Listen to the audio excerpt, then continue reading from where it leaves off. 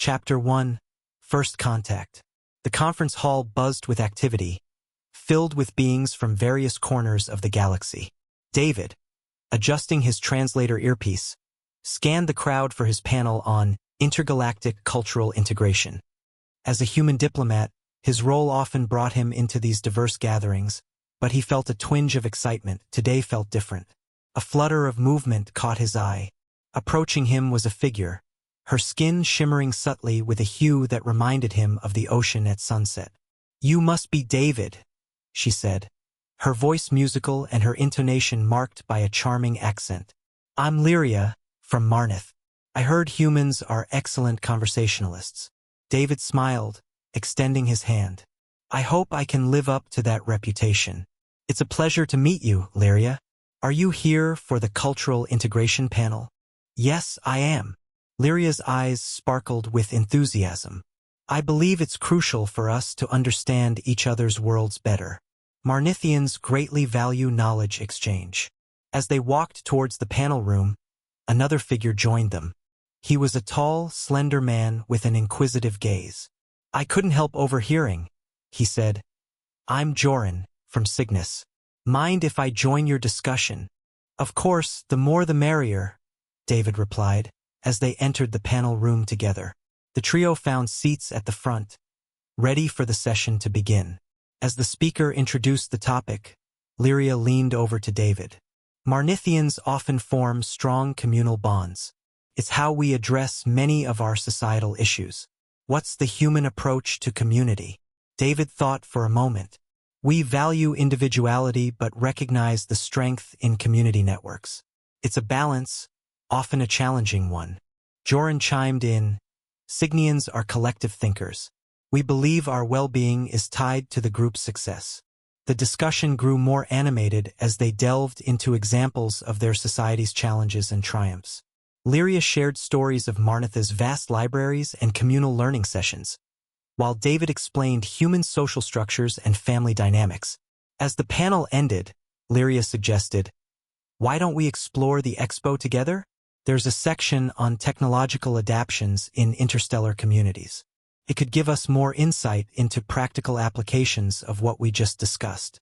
"That sounds like a fantastic idea," David agreed, eager to continue their conversation and learn more about his new friend's perspectives.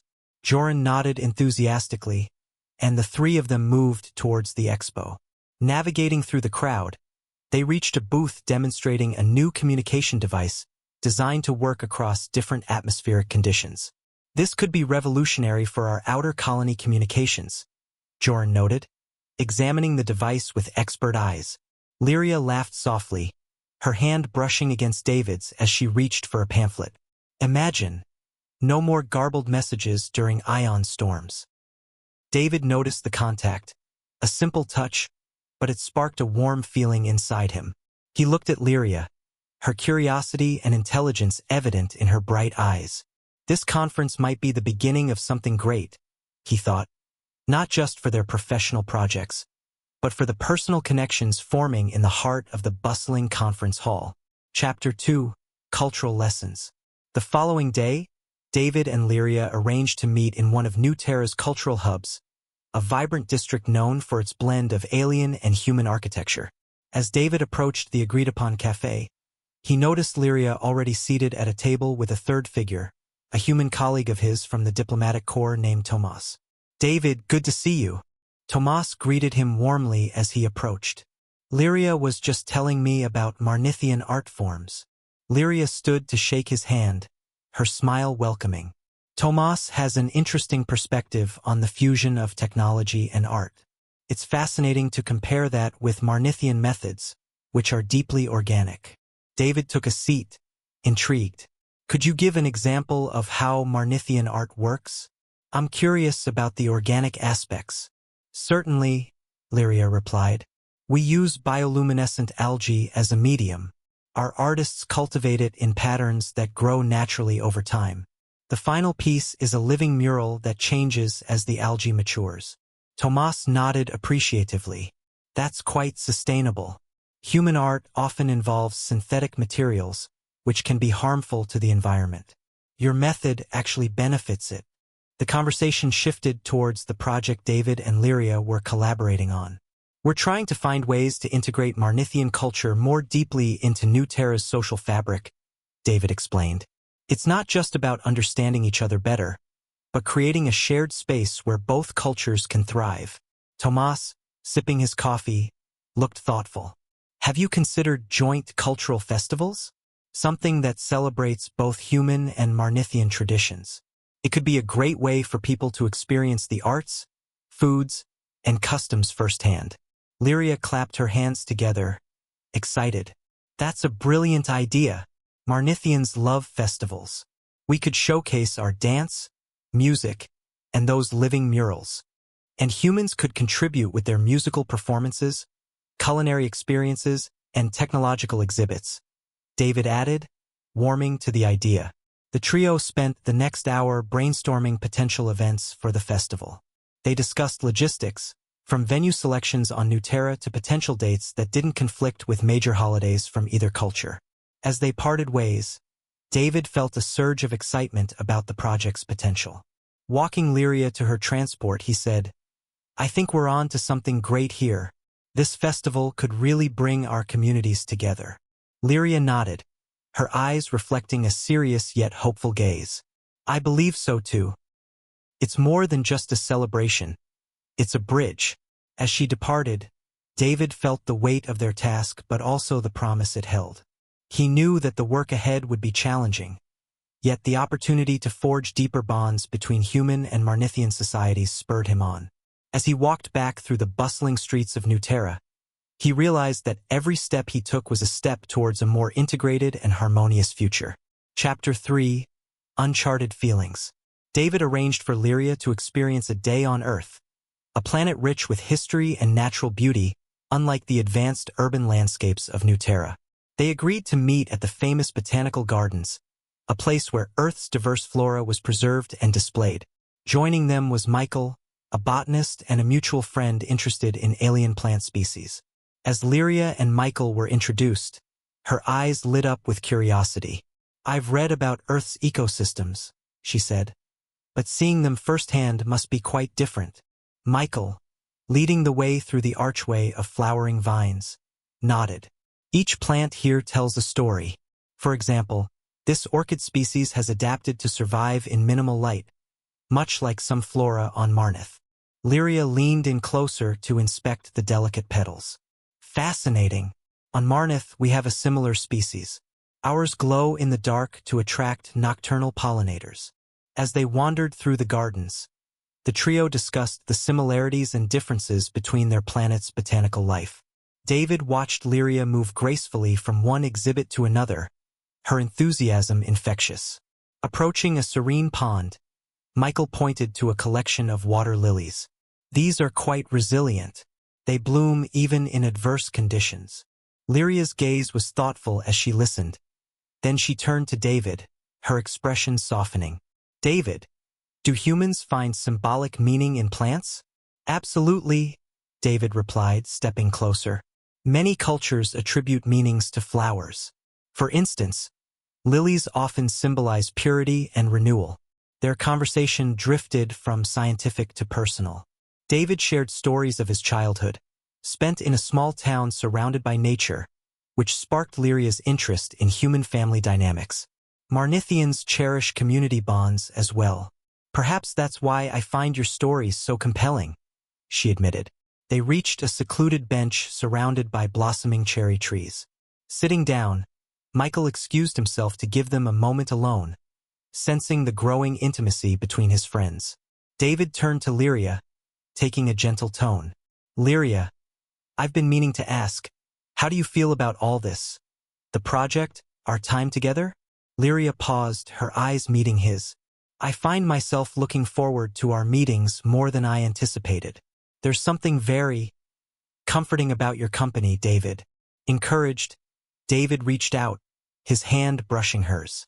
I feel the same. There's a connection here, isn't there? Her hand lingered in his, a smile playing on her lips. Yes, I believe there is. They sat in silence, the gentle rustle of the cherry blossoms above them.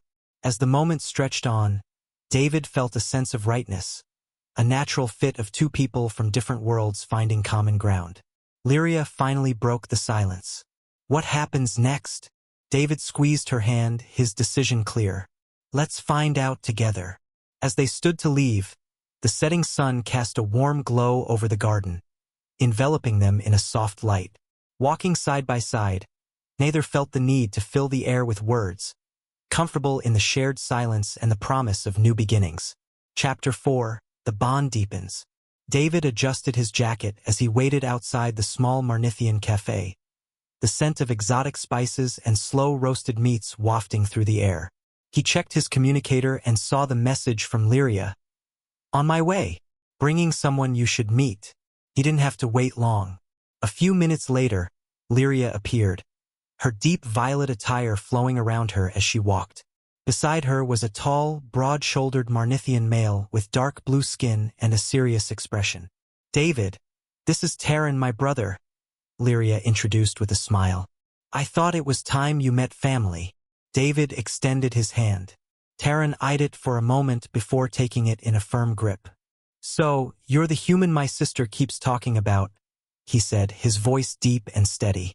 David chuckled. Hopefully, she only said good things. Terran crossed his arms. She talks about you often. Says you're different from other humans. Lyria nudged her brother. Stop intimidating him. David, come. Let's sit. Inside, the warm glow of bioluminescent lanterns flickered along the walls, casting soft shadows. They found a quiet booth, and Terran wasted no time getting to the point. Lyria tells me you two are working together on this cultural integration project.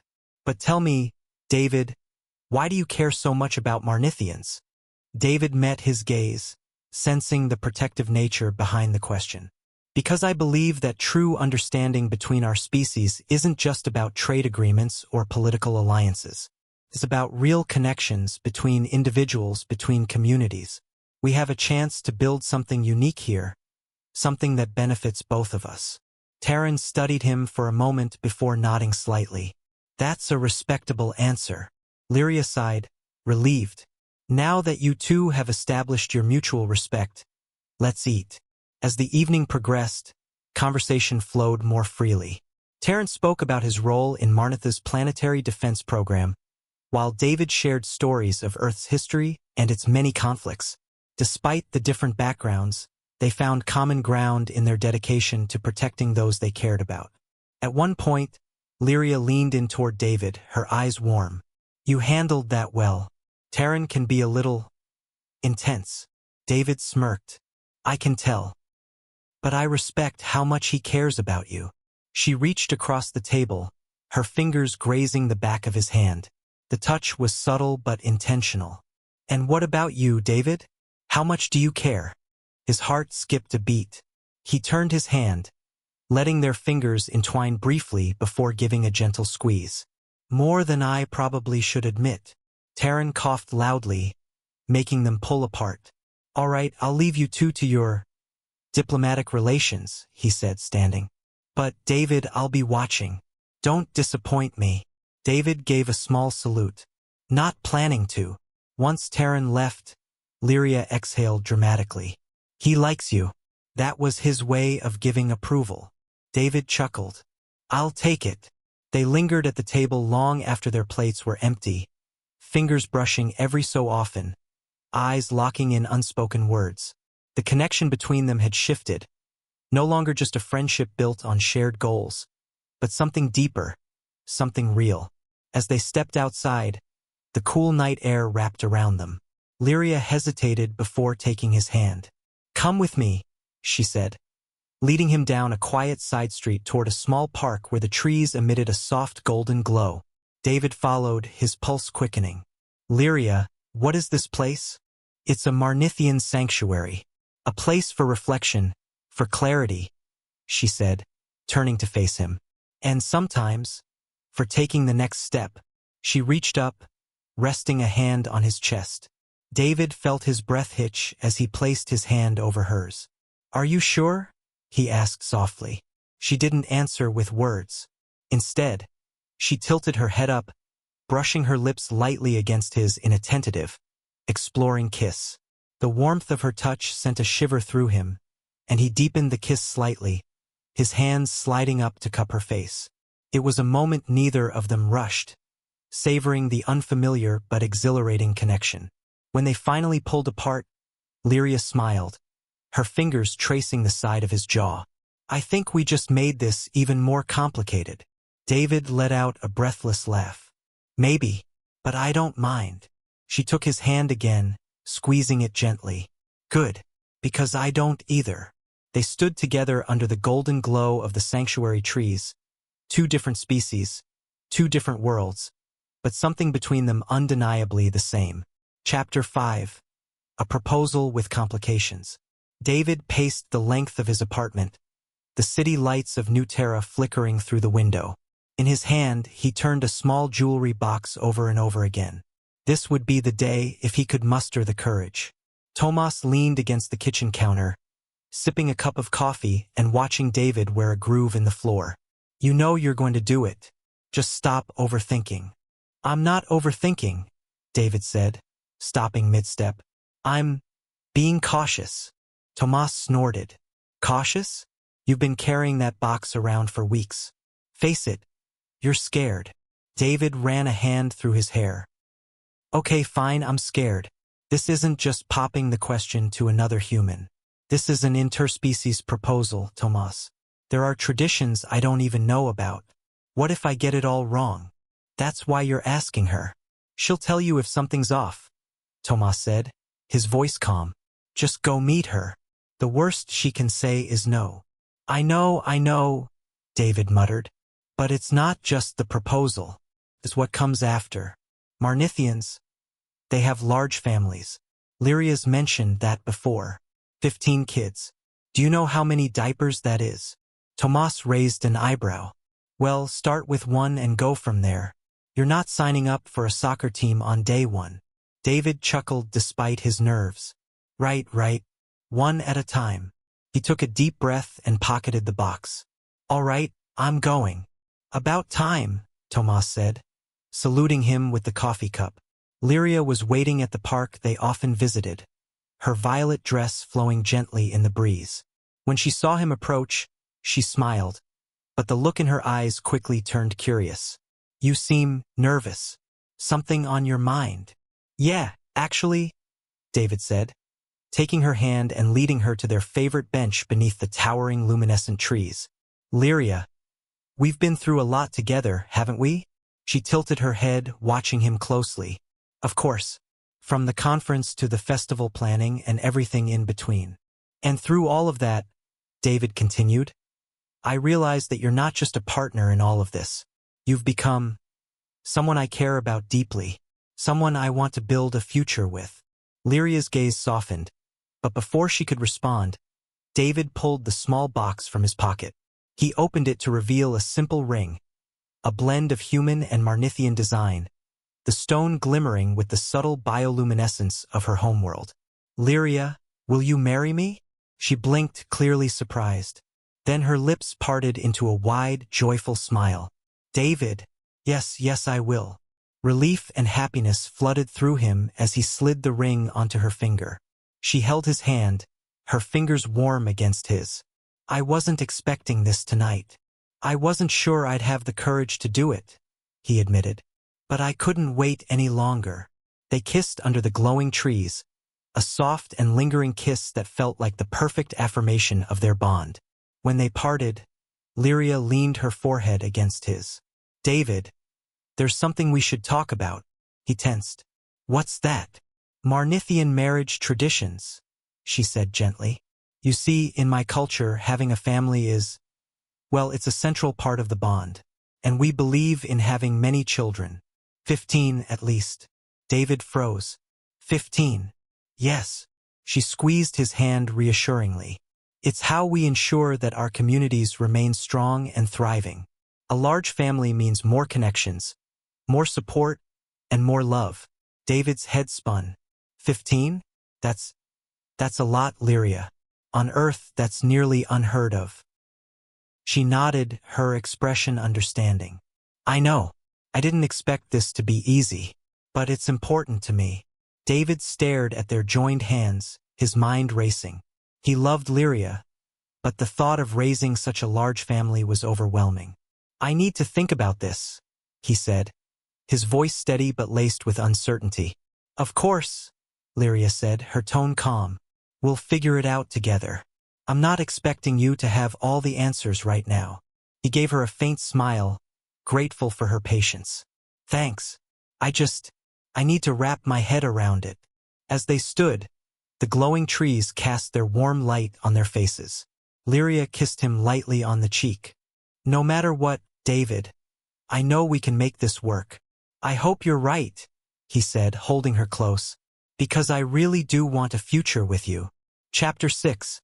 Bridging Differences. David leaned back in the chair, his communicator buzzing softly as another call came in. On the other side of the room, Tomas sat with his arms crossed, watching him with a mixture of amusement and concern. That's the fourth call this morning, Tomas remarked. What's going on with you two? David groaned, rubbing his temples.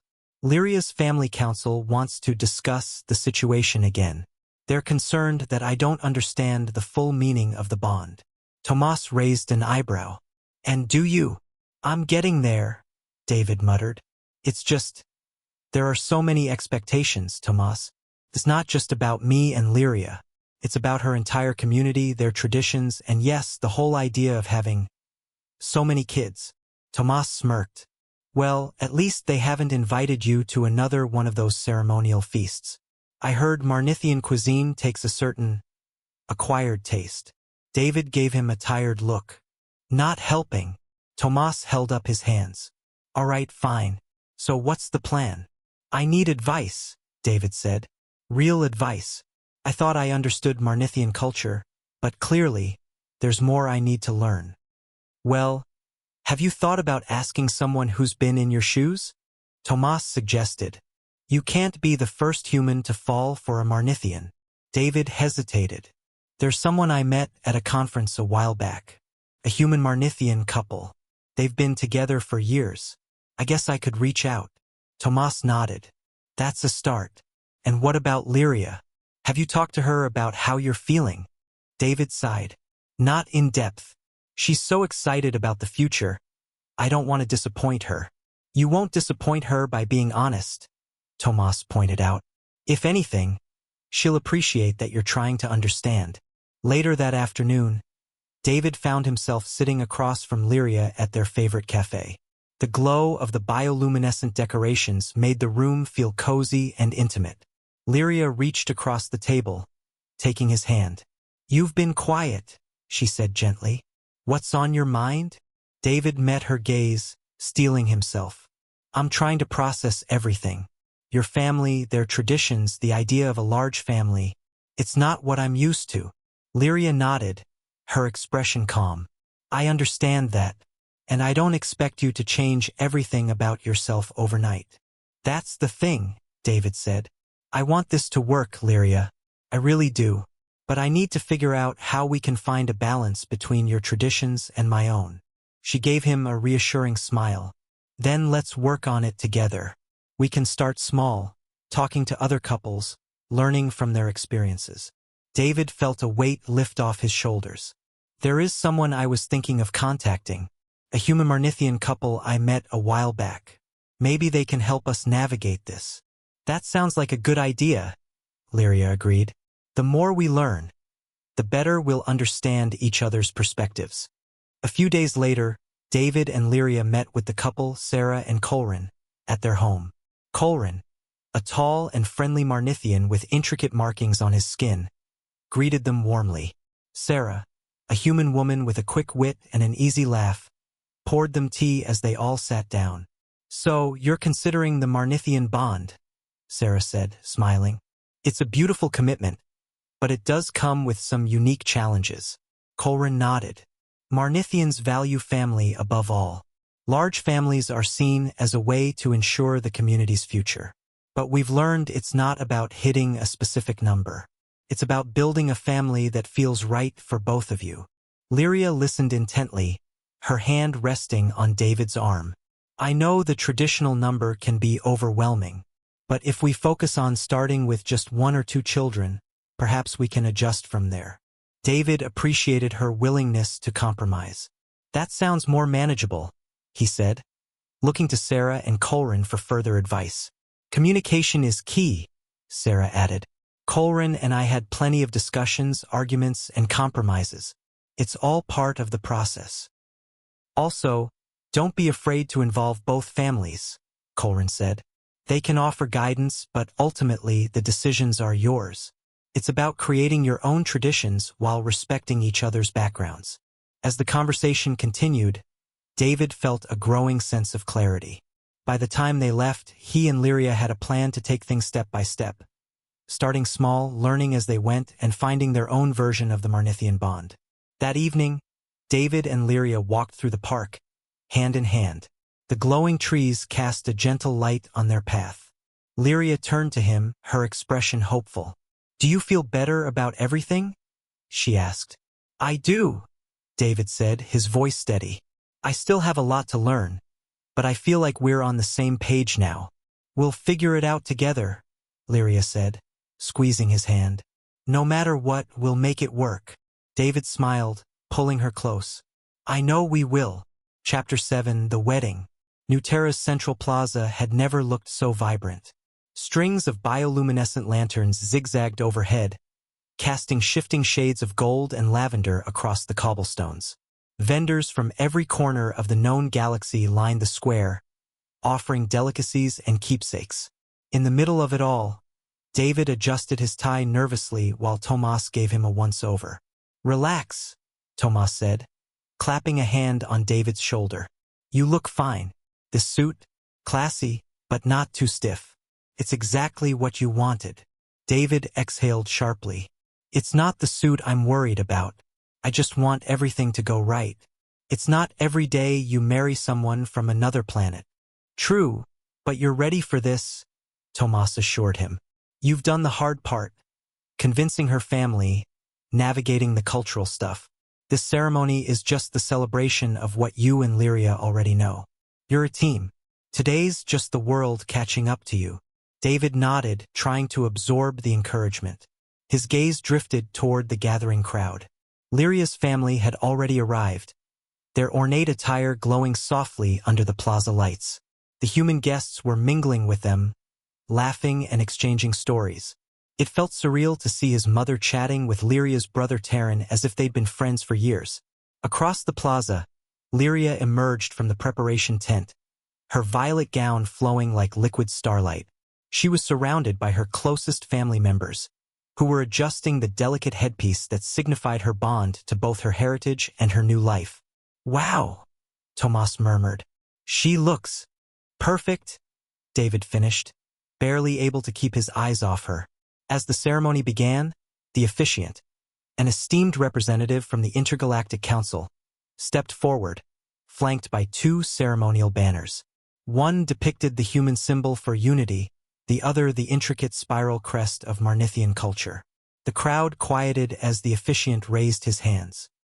"Today, we gather not just to celebrate the union of 2 individuals, but the coming together of 2 worlds. David and Lyria, through your bond, you forge a path of understanding, cooperation, and love that transcends the boundaries of our species."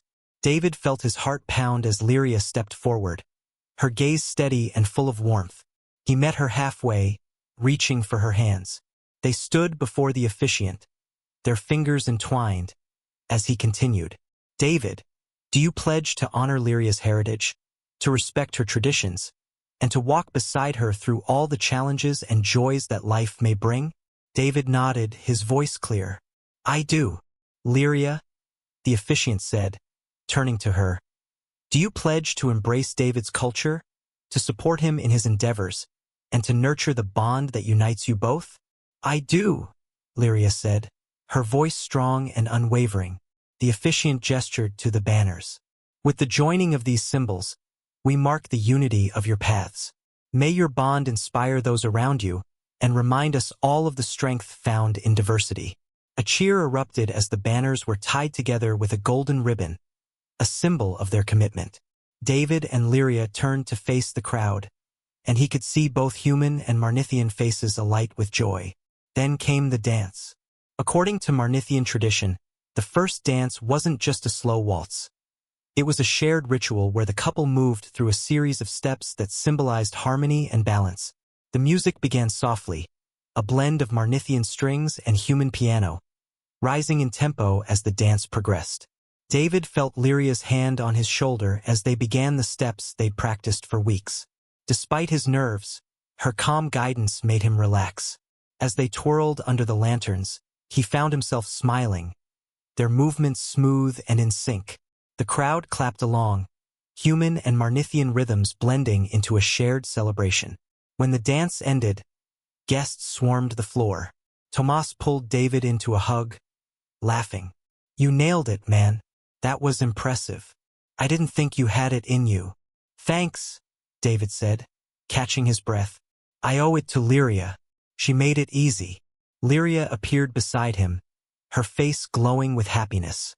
"You were wonderful," she said, taking his hand. "You made it look effortless," he replied, leaning down to kiss her lightly on the forehead. As the night went on, the celebration continued. Guests mingled, children darted through the crowd with glowing balloons, and the sound of laughter and music filled the air.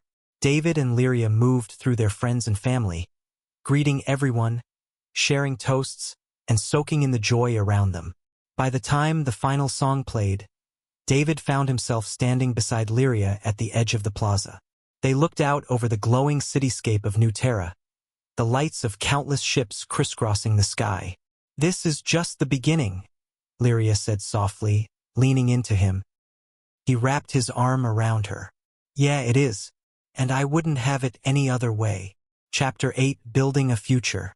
David stepped onto the balcony, the faint hum of New Terra's bustling streets below drifting up as a comforting murmur. He could see the golden glow of the Marnithian Cultural District in the distance, where Lyria had gone earlier in the day to meet with her family. The morning light bathed the city in a warm hue, but his thoughts were elsewhere. Tomas joined him outside, 2 steaming mugs of coffee in hand. "You've been out here for a while. You okay?" David took the mug with a nod of thanks. "Yeah, just thinking." Tomas leaned against the railing. "About the future?" "Exactly." David sipped his coffee and stared out at the skyline. "It's not that I'm having second thoughts. I just want to make sure I'm ready for what comes next. This isn't just about me and Lyria anymore. It's about building a life together. A real partnership, not just a romantic one." "You're already doing that," Tomas pointed out. "You've taken on challenges most people would shy away from. You've learned about her culture, her family, even the whole 15 kids thing. The fact that you're still here means you've already crossed the biggest hurdles." "True," David said, smiling faintly. "But there's still a lot to figure out. We're not exactly following a standard blueprint." Tomas clapped him on the shoulder. "Who says you need a blueprint? The two of you are already writing your own story. Take it one step at a time." Later that afternoon, Lyria returned. David greeted her with a kiss and took her hand as they settled on the couch. "How was the meeting with your family?" "Intense," she admitted. "But good. They're supportive of us, even if they don't always understand every aspect of human culture. Taryn says he's ready to help when we're ready to start expanding our family." David chuckled. "That sounds very Taryn." Lyria's smile softened. "But what about you? Have you thought more about how you feel about all this?" David hesitated. "I have, and I think I'm ready to start small. Maybe we begin with 1 or 2 children. See how it goes. Build our family at a pace we're both comfortable with." Lyria nodded slowly, her hand resting on his. "That's a good idea. It's not just about numbers. It's about what feels right for us." He relaxed, grateful for her understanding. "I think if we work together, we can find a balance that makes both of us happy." "Of course we can," she said, leaning in closer. "David, I chose you because I believe we can create something beautiful together. Our own way of blending our cultures and building a family." Over the next few weeks, they began making small changes. They visited interspecies parenting workshops, talked with other human Marnithian couples, and even started volunteering at a local cultural center. These activities not only brought them closer but also gave them a deeper appreciation for the challenges and joys they would face together. One evening, as they were cooking dinner, Lyria handed David a glowing vegetable native to Marnith. "Here, try slicing this." David raised an eyebrow. "Is this going to explode or something?" She laughed. "No, but it might give your taste buds a surprise." As he carefully cut into it, he noticed a faint bioluminescent sheen on the knife's edge. "This is the kind of thing we need to teach the kids someday," he said with a grin. "Proper alien vegetable safety." Lyria shook her head, laughing. "You'll make an interesting father, that's for sure." They continued cooking, their conversation flowing easily. It was in these moments, simple, shared tasks, that David felt their connection strengthen. They didn't need grand gestures or elaborate plans. Just working together, side by side, was enough. A few months later, David and Lyria stood outside an adoption center that specialized in placing orphan children from various species. They had decided to start by adopting 2 Marnithian children, a brother and sister, who had lost their parents during a planetary disaster. Inside, the children's wide eyes lit up as they saw David and Lyria approach. The little girl, no more than 4 years old, clung to her older brother, who looked cautiously at the new couple. Lyria knelt down, her warm smile reassuring. "Hello there. My name is Lyria, and this is David. We're so happy to meet you." David crouched next to her, his voice gentle. "We've heard so much about you both. Would you like to come home with us?" The boy hesitated, glancing at his sister before giving a small nod. "Okay," he said softly. The girl peeked out from behind him, curiosity slowly replacing her nervousness. "You have a home?" she asked. "Yes," David said, smiling, "and we'd love for you to be part of it." As they left the center, David held the girl's tiny hand while Lyria carried a small bag of the children's belongings. The journey ahead would be challenging, but as they walked together under the glow of New Terra's lights, David felt a sense of certainty he hadn't experienced before. This was their future, building a family, creating a life together. It wouldn't always be easy, but it would be theirs. And as Lyria leaned into him, her voice soft in his ear, he knew they were ready to face it together.